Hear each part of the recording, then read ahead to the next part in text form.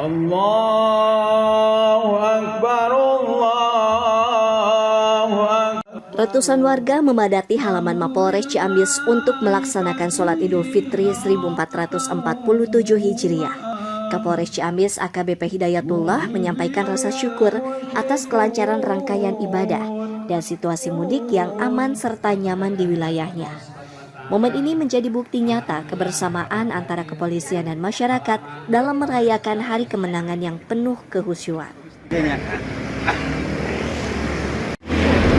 Hari ini kita sama-sama merayakan sholat Idul Fitri, ya. Semua berjalan dengan aman, nyaman, dan kondusif. Tentunya kebahagiaan ini merupakan kebahagiaan kita semua, sesuai dengan petunjuk dan arahan pimpinan untuk mewujudkan yang mudik yang aman dan bahagia. Sekali lagi saya atas nama Kapolres Ciamis mengucapkan minal aidin wal faizin, selamat hari raya Idul Fitri 1447 Hijriah. Mohon maaf lahir dan batin.